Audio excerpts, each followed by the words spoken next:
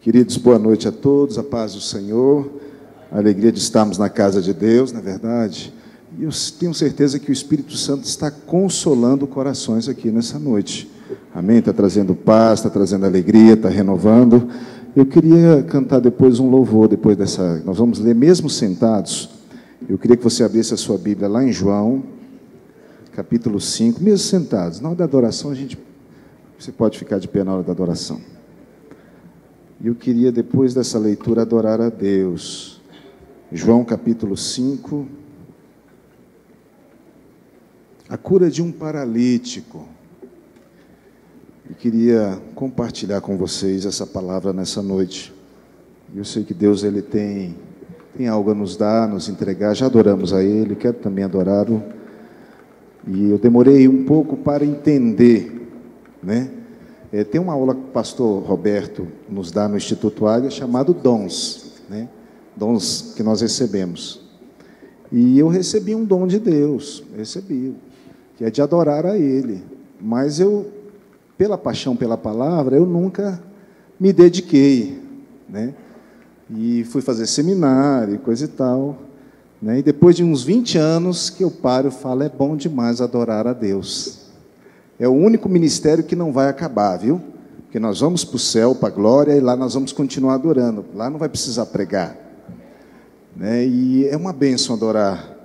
Nos momentos de maiores aflições, que nós conseguimos trazer os louvores mais profundos, mais íntimos, que tocam de forma mais intensa o coração de Deus. Então eu digo para você nessa noite, eu não sei como você entrou por essas portas, mas toque o coração de Deus nessa noite com a sua adoração. Toque, porque você vai ser tocado pelo Senhor. Tiago diz assim: achegai-vos a Deus e Deus se chegará a vós outros. Então a adoração ela abre muitas portas, na verdade. Nós que pregamos, os pastores, os obreiros, pregar sem um momento de adoração não é igual, né, pastor Judevan? A gente sente, é gostoso o momento de adoração, né? Nós entramos em comunhão com Deus e depois ministramos a palavra. Abre aí a sua Bíblia, já está aberta, João capítulo 5. Quero ler só apenas 14 versículos, do 1 ao 14. Diz assim: todos acharam? Amém? Passadas estas coisas, havia uma festa dos judeus e Jesus subiu para Jerusalém.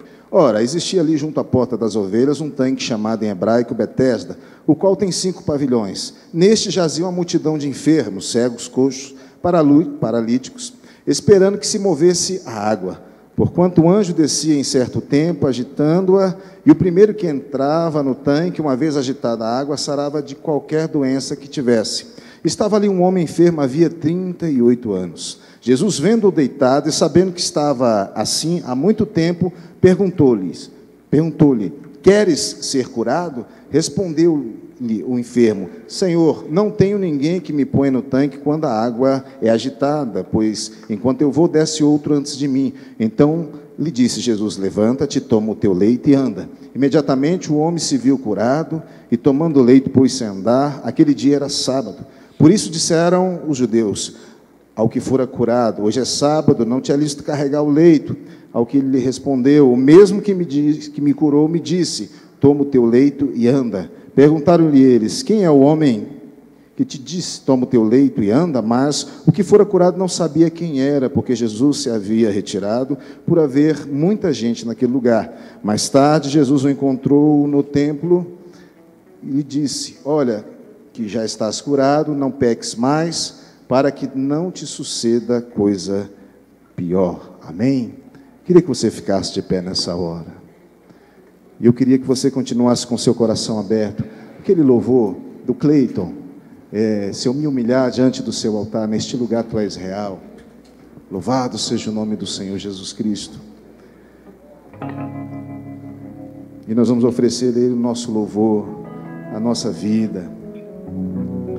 Vamos abrir mão muitas vezes do conforto, de coisas que para nós seria tão bom, mas para fazer a vontade dEle. Louvado seja o nome do Senhor Jesus. Glória a Deus.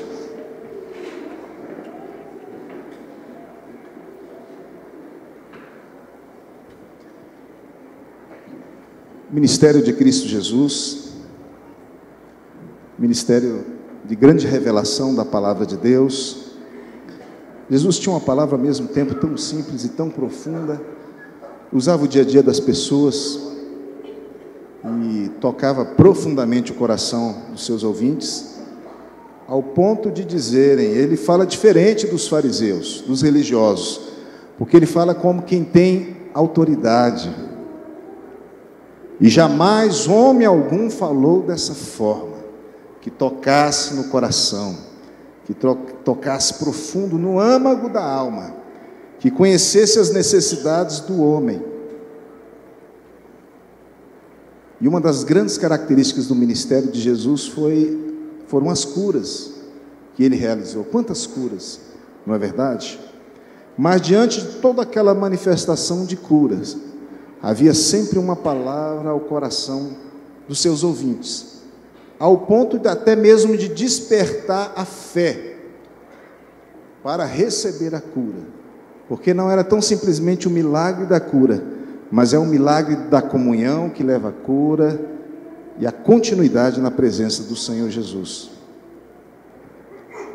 Ministério de Cristo Jesus, se nós pegarmos assim do ponto de vista político, eu gosto de alguns comentários que Augusto Cury faz, quando ele apresenta Jesus como um vendedor de sonhos, ou como ele apresenta também os discípulos de Cristo Jesus, e essa chamada de Jesus para com os seus apóstolos. Você pega Jerusalém no primeiro século, irmãos, ali no ano 30 ou 33, e Jerusalém um grande bolsão de pobreza, a vida religiosa do povo, uma vida sem frutos, sem comunhão, sem fervor, onde eram apenas rituais, e o povo, diante dessas características que estava acontecendo, uma Jerusalém carregada por pesos de impostos, uma Jerusalém enferma, espiritualmente, fisicamente, não tínhamos os médicos, e para aquela época era necessário muito recurso para você ter um atendimento médico. Aparece Jesus. Nós estamos aqui diante de um texto que nos mostra o Deus que nos vê, o Deus que nos escuta, o Deus que mesmo em meio a situações de adversidade e de solidão, Ele está conosco, Ele está nos vendo, e é o Deus que vai se aproximar e vai se auto-revelar a nós e nos fazer viver algo melhor. Por mais que estejamos vivendo uma situação parecida. Jesus subiu para Jerusalém, era costume, né? Eles subiam a Jerusalém nas festas típicas, e existia ali algumas festas que todo homem de Israel, de 30 anos para cima, precisava participar. Eram 3 as festas principais: a Páscoa, né, dos tabernáculos e também de Pentecoste. Era uma festa que os homens, os judeus, de 30 anos para cima, precisavam participar. E Jesus, como um judeu religioso, não é verdade? Ele era judaizante, ele não pregou a religião do judaísmo, ele pregou os céus, mas ele cumpriu toda a lei, amém? Ele cumpriu toda a lei. Em alguns momentos que ele ministrava a cura, ele falava: vai, paga o seu voto, faça o que você falou, para que se cumpra a lei. Eu não vim revogar a lei, eu vim cumprir a lei, porque eu sei que depois da lei vai vir aquilo que é maior do que a lei, que é a graça, que era ele manifestado, materializado, a graça.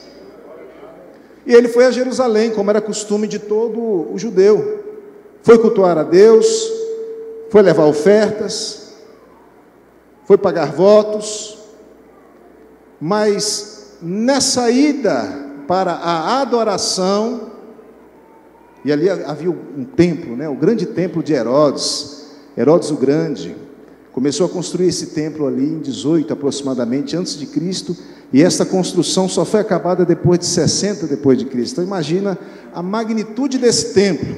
Os judeus gostavam muito desse templo.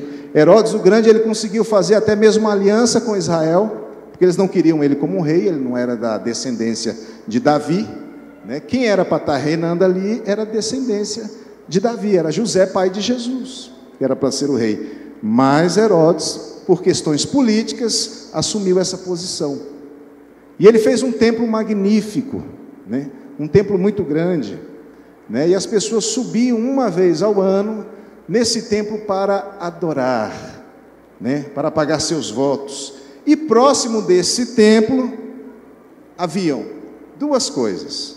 Havia uma porta chamada Porta das Ovelhas, e havia esse tanque chamado Betesda.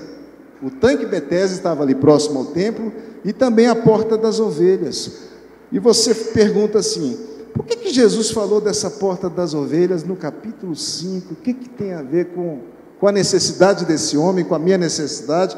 O que tem a ver com o contexto da mensagem? É porque no capítulo 10 ele vai dizer que ele é a Porta das Ovelhas.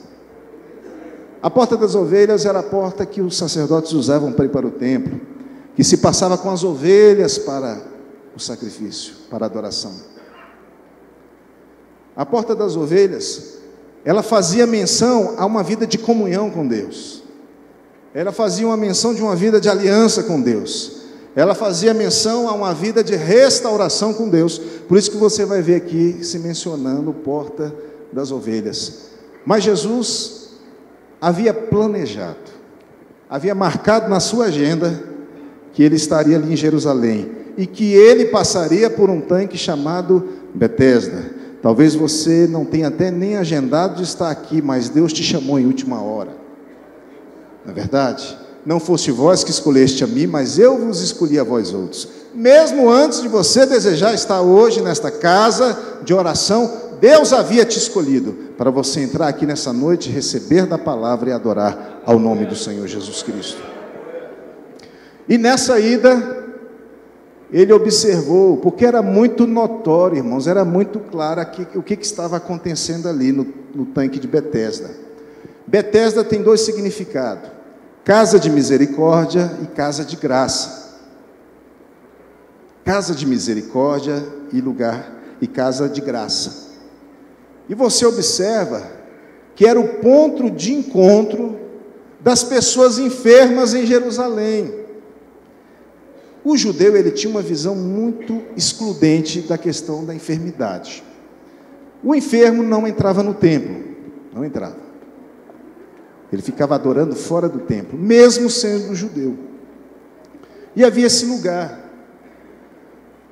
chamado Betesda, que era um poço de aproximadamente 40 metros, 50 metros de comprimento por 20, mais ou menos, né? Esse poço, chamado Betesda, ele tinha 4 pavilhões. Era um pavilhão, ele era quadrado em cada lado, e havia um pavilhão no meio. Aí você vai ver 5 pavilhões dividindo esse tanque chamado Betesda.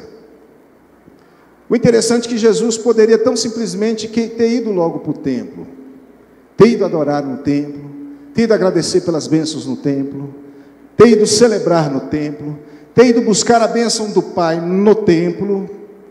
Mas no nosso caminho, igreja, haverá um Betesda que precisará do nosso socorro, amém? Sempre há pessoas precisando da nossa ajuda. Sempre há pessoas que precisam de uma boa palavra. O cristianismo não é um evangelho de resposta tão simplesmente às nossas necessidades. O cristianismo é um evangelho de transformação. E eu que fui transformado, serei instrumento de Deus para a transformação de outras vidas. Então, existe um Betesda que eu posso fazer a diferença. Existem pessoas que estão sofrendo. Existem pessoas que precisam da minha intercessão. Existem pessoas que precisam da minha oração. E muitas vezes, eu não posso me silenciar como a igreja do Senhor Jesus Cristo, diante do meu chamado. Eu vou para Jerusalém, eu vou adorar, há uma festa na casa de Deus, a uma celebração na casa de Deus. Glória a Deus. Mas Deus tem me chamado também para que nessa continuidade de comunhão eu venha servir como socorro, como instrumento de Deus, como auxílio. Bem-aventurados os pacificadores, não é verdade? Bem-aventurados aqueles que têm sede e fome de justiça. O pastor falava comigo sobre essa passagem do monte, não é verdade? Que Jesus falou, né? Em tantas aplicações para nossas vidas, o sermão do monte. E o sermão do monte me faz uma reflexão, que eu posso fazer a diferença na vida de alguém, que enquanto eu intercedo por uma pessoa, enquanto eu me coloco na brecha por ela, Deus é poderoso para fazer um milagre na minha vida também, nas áreas que eu tenho necessidade.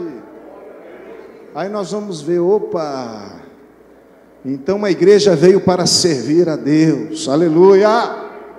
A igreja veio para servir o seu próximo. A igreja veio para ter uma palavra diferente. A igreja não veio tão simplesmente para ser a mesma coisa. Nós não viemos para isso. Jesus não veio para isso. É por isso que não existe carnaval gospel. Não existe, irmão. Não existe São João gospel. Por quê? Porque a igreja não veio tão simplesmente para refletir o que já há no mundo. Mas a igreja veio com a palavra dos céus, e a palavra significa que Deus veio para trazer salvação, que Deus veio para trazer resposta, que Deus veio para trazer cura, e nessa ação do Espírito Santo de Deus, com voz profética, a igreja se levanta e diz: o reino de Deus ainda está entre nós. E esse reino nos chama à reflexão. Esse reino nos chama à serviência para com o meu semelhante, que eu posso fazer a diferença, que eu posso abençoar. E está Jesus ali passando, indo para o templo, e ele olha aquela cena em Betesda. Uma multidão, queridos, porque era um lugar muito grande, e um lugar também conhecido. Havia até mesmo um serviço de social ali em Betesda para atender aquele povo. Porque aquele povo também precisava comer. Precisava se agasalhar. Então era o lugar dos necessitados. Era o lugar dos aflitos. Era o lugar dos amargurados. Era o lugar daqueles que tiveram a sua história interrompida. A história daquelas pessoas que viviam em Betel era refletir o seu passado, viviam um presente que não queriam viver, estarem excluídos da adoração, do templo, da comunhão, do convívio, da vida religiosa e também da vida social. Eles não queriam aquilo, eles precisavam de uma palavra. Havia muitos pregadores naquela época, muitos homens eloquentes para pregar nas sinagogas. Sinagogas eram pequenos grupos, eram núcleos de pregação. Doutores da lei estavam ali, todas as sinagogas, cheias desses homens, fazendo fila para pregar, mas não passaram em Betesda, porque Betesda também precisava de ouvir uma palavra. Betesda também precisava de socorro. Betesda também precisava ouvir falar de salvação. E Deus, Ele vai em todos os lugares e nos leva como igreja, seja no templo, seja na sinagoga, seja em Betesda. E eu louvo a Deus pela vida da igreja, porque a nossa igreja tem sido sensível e tem abençoado aqueles que precisam. O Abraça-me está aí, o trabalho de cesta básicas estão aí. Por quê? Porque nós queremos chegar no Betesda. Nós queremos socorrer essas pessoas no Betesda. E aquele Betesda, lugar de reflexão, lugar de lembranças, de coisas boas que haviam acontecido na vida daquelas pessoas, e que agora estavam naquela posição tão vulneráveis, tão sensíveis, tão desprezada pelaquela sociedade.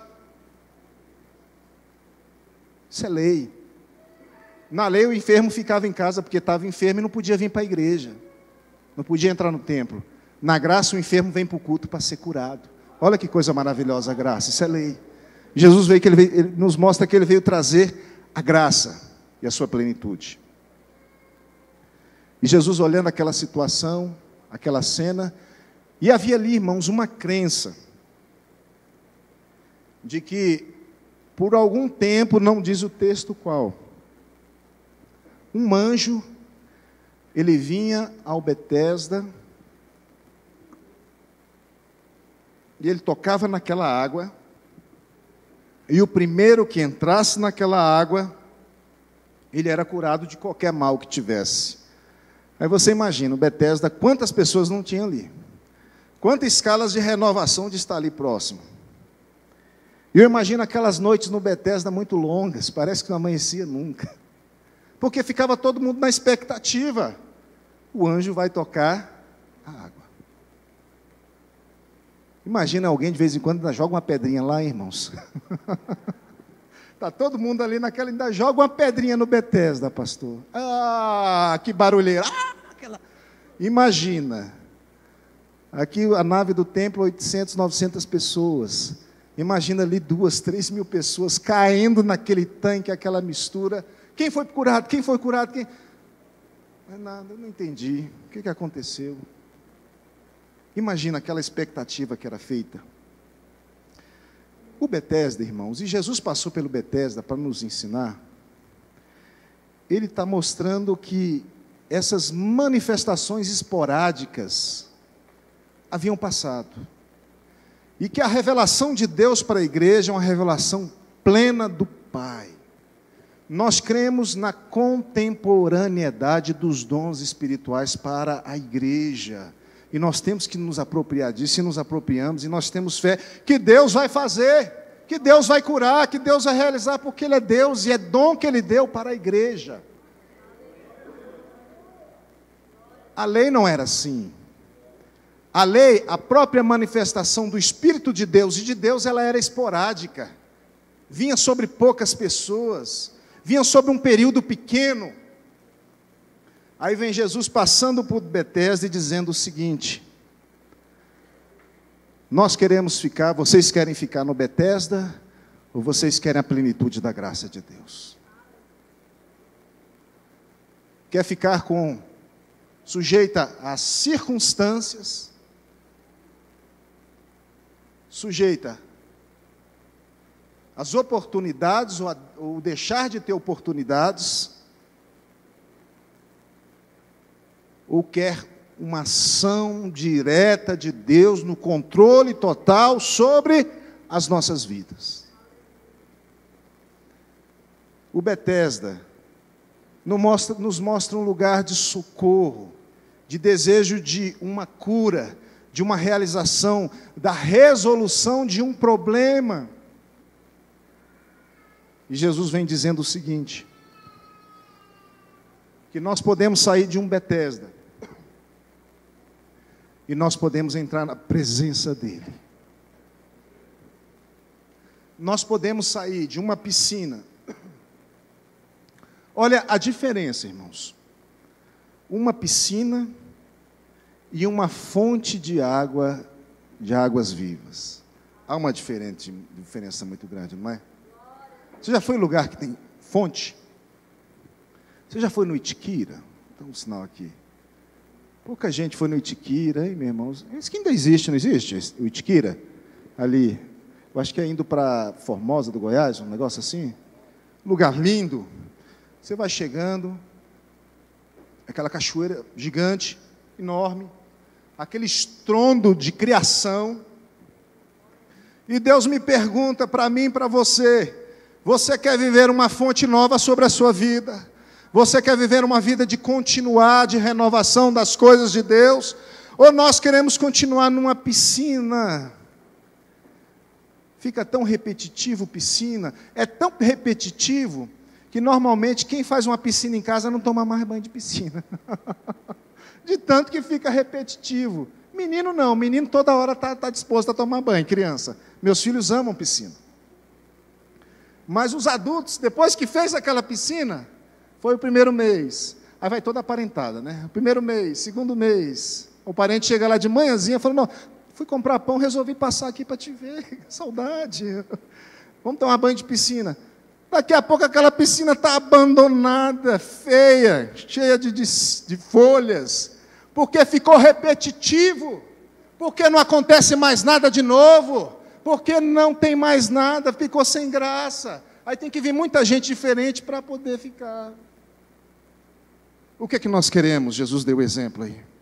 Nós queremos viver as mesmas coisas, nós queremos viver os mesmos dilemas, nós queremos viver as mesmas derrotas, nós queremos cair nos mesmos lugares que caímos antes, ou nós estamos dispostos a receber de uma fonte de água viva, a viver algo novo de Deus toda manhã, a viver experiências novas com Deus. E Jesus chega para aquele homem. A fonte de águas vivas. Eu quero dizer para você, igreja, nessa noite, que a fonte de águas vivas está aqui. E ela está chegando no nosso Betesda. E ela está dizendo: eu tenho o poder de mudar a sua história. Eu tenho o poder de fazer diferente. Eu tenho o poder de quebrar as maldições. Eu tenho o poder de trazer a cura. Eu tenho o poder de trazer a paz. Eu tenho o poder de fazer aquilo que você não consegue. E Ele nos convida a sair desse Betesda, dessa vida religiosa, calculada, ensaiada, tudo certinho. Eu me lembro até quando eu fiz teologia, 20 anos atrás, nós éramos ensinados até na combinação da gravata com o blazer e com o sapato. Você entrava no seminário de teologia, e um monte de coisa, filosofias e psicologias e histórias gerais, e depois te ensinava a se vestir, combinando a gravata, o blazer, te ensinava a homilética, a hermenêutica, homilética é a arte de pregar, e falava: e você vai lá fazer um omelete. Mas se eu estou nessa piscina das repetições, da mesmice, não há quebrantamento, não há mudança de vida, não há expectativas em coisas novas de Deus. Deus está lá, soberano, grande, e eu estou aqui. Eu não vou ter novo de Deus. Não adianta esse ritual, não adianta essa preparação, não adianta esse ensaio, se eu não sair do meu Betesda. Deus me chama, Deus te chama a sair deste lugar. Este lugar que tenta amassagear os nossos medos. Este lugar que tenta massagear os nossos traumas. Esse lugar que nos faz reflexões contínuas e das nossas quedas. Que lugar é esse, pelo amor de Jesus Cristo, que nos põe para baixo? Que lugar é esse, que nos fala que a nossa história está acabada? Que lugar é esse? Não é o lugar que Deus tem para mim. É por isso que Jesus foi no Betesda. Deus não quer que eu esteja no Betesda. Betesda não é lugar para estar, para ficar. Betesda é lugar para que eu possa socorrer outro e tirar do Betesda.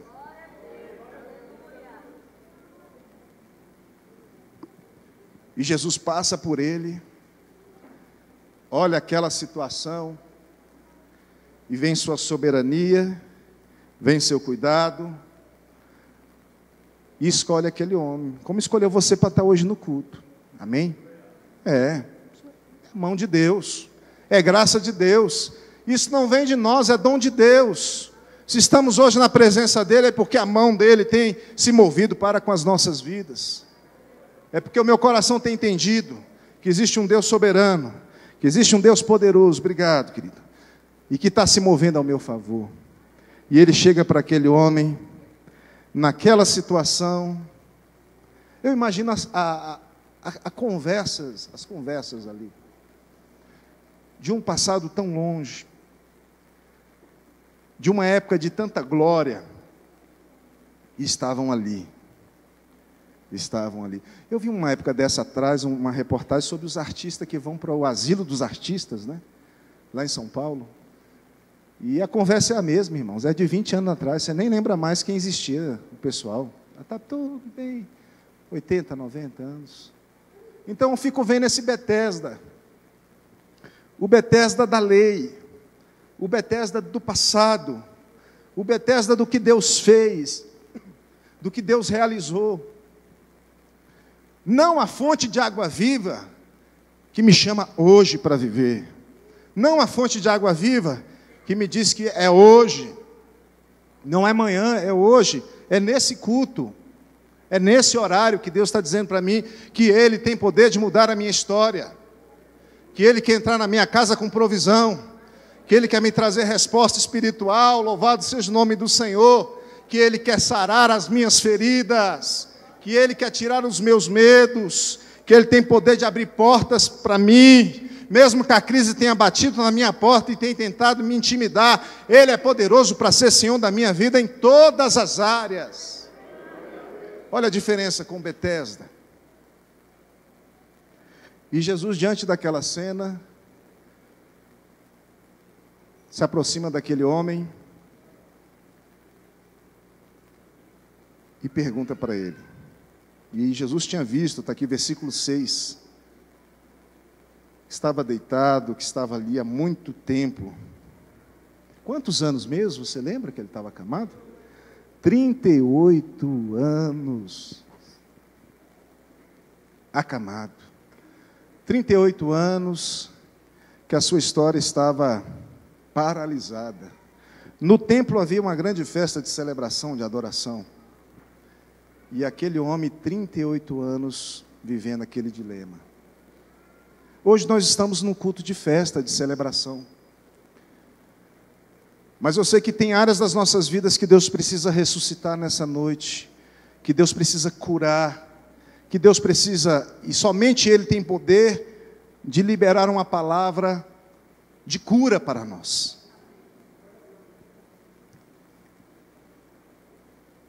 Aí Jesus chega e pergunta para ele: queres ser curado?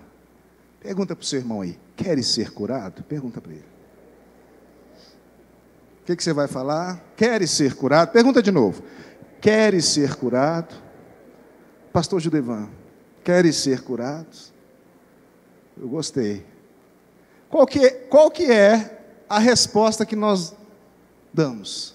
Se Jesus nos perguntasse, está nos perguntando nessa noite: amém, quero, glória a Deus, eu tomo posse, eu recebo, pastor.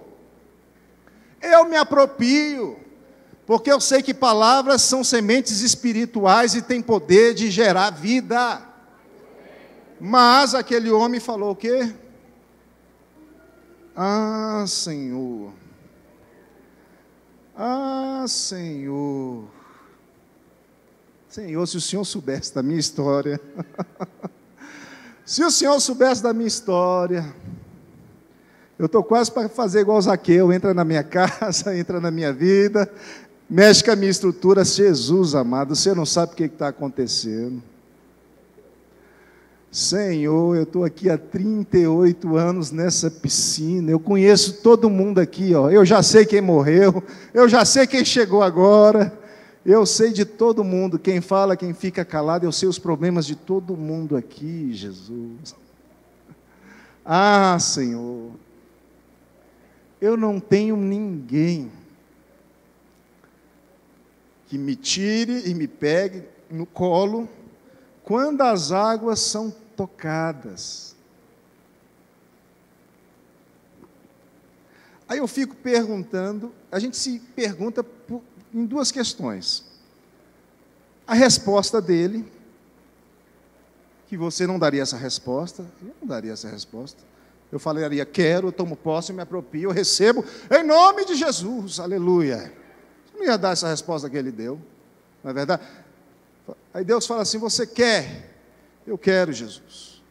Eu quero que o Senhor pague essa conta, que eu consiga esse recurso. Mas, Senhor, eu não tenho ninguém para ir lá no gerente, conversar com ele, ver como... Jesus não perguntou nada disso. Perguntou se queria que fosse resolvido o problema. Por que Jesus perguntou se ele queria ser curado? Você já se perguntou? por que Jesus queria? Perguntou se ele queria ser curado. Não, pastor, porque Jesus era extremamente educado. Jesus, Deus, é como o Espírito Santo que bate a porta. Amém, verdade. Mas quando Jesus perguntou para eles, queres ser curado? Jesus estava dizendo o seguinte, olha, eu quero fazer a obra, mas não do seu jeito, do meu jeito. Não segundo você quer, mas como eu quero. E eu quero primeiro trabalhar dentro de você, para você receber o milagre. Era isso que Jesus estava falando para ele. Queres ser curado? Eu quero, eu tomo posse, eu me aproprio. Glória a Deus! Mas Jesus está dizendo o seguinte, eu vou trabalhar na sua vida. E vou te dizer mais, você vai ter que abrir mão de muita coisa. Coisas que não me agradam. Coisas que não glorificam o meu nome. Tem que nascer de novo. Tem que ter o fruto do Espírito. Tem que ser transformado em todas as áreas. Que negócio é esse de crente no trânsito, saindo no murro, na porrada com os outros? Não, Jesus, mas eu quero a cura. Eu tomo posse, eu também tomo em nome do Senhor Jesus. Mas Jesus estava dizendo para ele, olha, queres ser curado? Vai ser do meu jeito. Eu quero entrar em áreas da sua vida. E eu quero fazer coisas novas. E eu quero trazer libertação. Porque enquanto não for feito isso, você não está preparado para ser. Para ser um vencedor. Para ser um homem e uma mulher de sucesso. Eu quero quebrantar o seu coração. E nem que eu tenha que te humilhar mais um pouco, eu vou te exaltar. Queres ser curado? Aí ele pega essa pergunta de Jesus e rebate de novo. Não, Senhor, mas não tenho ninguém aqui para que me leve ao poço. Ou seja, ele pegou de novo a cura do jeito que ele queria. E ele contou de novo toda aquela história. Mas Jesus viu a sua fé. Talvez até aquele momento a sua fé já estivesse tão pequenininha, não é verdade? Mas aquelas palavras de Jesus trouxe ânimo. Como uma palavra de Deus traz ânimo, viu, querido? Como é bom. A palavra dita a seu tempo é como maçã de ouro e salvas de prata. É bom demais. É bom essa voz profética. Seja a voz profética de Deus em nome de Jesus. Está difícil? Abençoe. Adore. Ministre. Sua casa é uma bênção de Deus.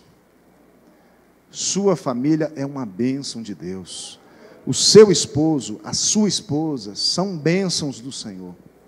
Os seus filhos são herança do Senhor e são bênçãos para a glória do Pai. Louvado seja. Não está como eu quero, mas vai ficar em nome do Senhor Jesus. E eu sou igreja. Eu vou levantar voz profética. Eu vou levantar lábios proféticos e eu vou abençoar. A minha vida não está como eu quero, pastor. Não é isso que eu queria. Não é dessa forma que deveria ser. Incidentes acontecem. Aquele homem estava daquele jeito, ele não queria. E depois de ser curado, Jesus falou para ele, olha, não volte a fazer o que você fez antes. Porque você ainda ficou vivo, você poderia ter morrido. Ou seja, receba a cura por completo e viva na presença de Deus. Não está, pastor, mas vai ficar em nome do Senhor Jesus. A grande questão não é a crise, não é o dilema, não é o problema, mas é como eu me posiciono diante dessa situação. E como igreja de Cristo Jesus, eu vou orar, eu vou interceder, eu vou abençoar, eu vou assumir o meu chamado. Talvez você tenha entrado por essas portas nessa noite, nunca tenha ouvido falar essas palavras, mas Deus tem um chamado na sua vida, Deus tem um chamado na sua família, Deus tem um chamado de salvação, de cura, de libertação. Deus quer te usar. Deus quer realizar seus sonhos. Deus quer te fazer uma pessoa feliz. É por isso que Jesus chegou para aquele homem e disse: queres ser curado? Eu vou entrar e vou mudar a sua vida. Disse Jesus: levanta-te, toma o teu leito e anda. Ai, que bom. 38 anos, hein? 38 anos enferrujado, meu Deus do céu. 38 anos sem dar um sorriso, sem se alegrar. 38 anos deitado numa cama, as costas doloridas. Cadê os fisioterapeutas aí? Os músculos duros. Levantou aquele homem com muita dificuldade. Talvez tivesse até mesmo feridas, mas ele tomou posse daquela palavra, porque ele acreditou na palavra do Filho de Deus. E o Filho de Deus tem falado para mim, para o seu coração: eu hoje posso te dizer, levanta, porque eu quero mudar a sua história. Levanta, porque eu quero te trazer esperança. Levanta, porque eu quero mudar esse diagnóstico. E aquele homem obedeceu a Jesus. No meio de todo mundo, ele põe aquele leito, aquela cama nas costas, aquela maca, e vai embora para sua casa. No meio do caminho tentaram impedi-lo. O que é isso que você está fazendo? Não faça isso, você é crente, não sorri. O que é isso? Crente não sorri não. Para com isso. O que você está fazendo? Hoje é sábado. Passeando no shopping, comendo lanche, celebrando a vitória com a família. O que é isso, rapaz? Volta lá para a sua cama, volta para o seu leito, volta para o seu dilema. Aí Jesus olha para eles e diz assim: olha, o homem que me curou, Jesus, e que é Deus. Jesus deixa muito claro depois para os homens lá na frente que ele era Deus, inclusive o Senhor do sábado. Me disse: levanta, toma o teu leito e anda. Mesmo que as circunstâncias iam tentar me voltar para aquela posição, para aquele dilema, Deus diz para mim: levanta, toma o teu leito e vá. E eu não vou dar ouvidos para quem não tem fé. Eu não vou dar ouvidos. Eu vou continuar andando e prosseguindo e vivendo a vitória que Deus tem para mim. Meus queridos, eu creio que Deus está gerando milagres nos nossos corações essa noite. E sei também que muitas vezes virão pessoas e vão tentar nos roubar essa visão de Deus. O homem que me disse: levanta e anda, me mandou pegar o leite e ir para casa. Eu estou indo. E entre a sua palavra, destituída de fé, da palavra de Deus, da direção de Deus, dos sonhos de Deus para o meu coração, eu fico com a palavra de Deus e eu vou embora. Amém? Queria que você ficasse de pé nessa hora. Nós não vamos passar o horário.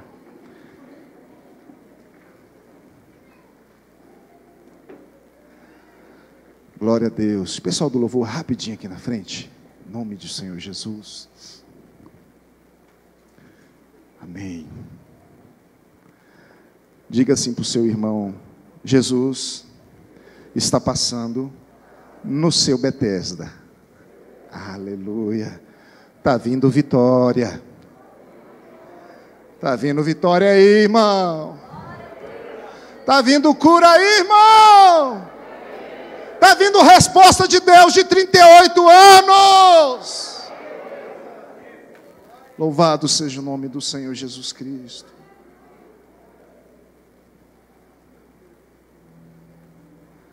Você precisa de uma resposta de Deus.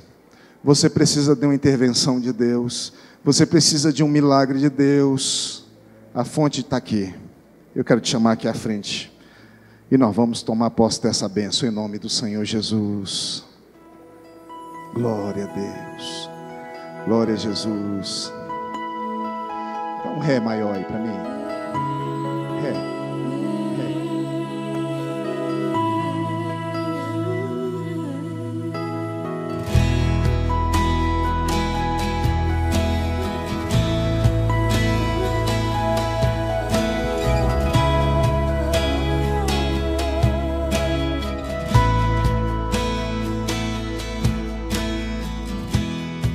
Deus mais uma vez segura em minha mão. Minha alma aflita pede tua atenção. Cheguei no nível mais difícil até aqui. Me ajude a concluir.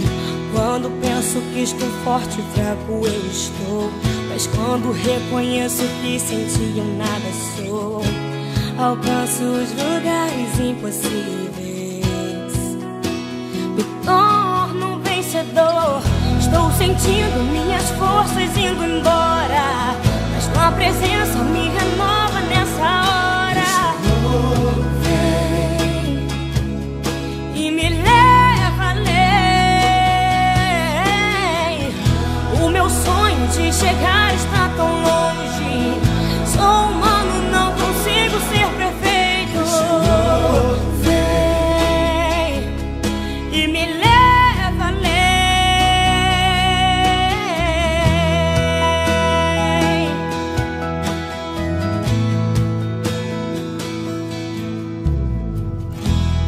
Deus mais uma vez segura em minha mão.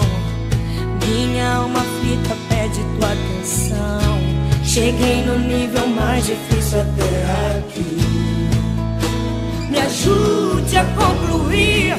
Quando penso que estou forte e fraco eu estou, mas quando reconheço que sem ti eu nada sou, alcanço os lugares impossíveis, me torno um vencedor. Estou sentindo minhas forças indo embora, mas tua presença me renova nessa hora. Vem e me leva além. O meu sonho de chegar está tão longe. Sou humano, não consigo ser perfeito. Vem e me leva além. Me ajude a usar com minha fé. Sou pequeno, eu não sei ficar de pé. Sou dependente, tão dependente. Vem, Senhor, ao meu favor. Me ajude a usar com minha fé. Sou pequeno, eu não sei ficar de pé. E da tua mão me tira do chão. Vem me ajudar. Estou sentindo minhas forças indo embora, mas tua presença me renova nessa hora. Vem, oh, vem e me leva além. O meu sonho de chegar está tão longe. Sou humano, não consigo ser perfeito. Vem e me leva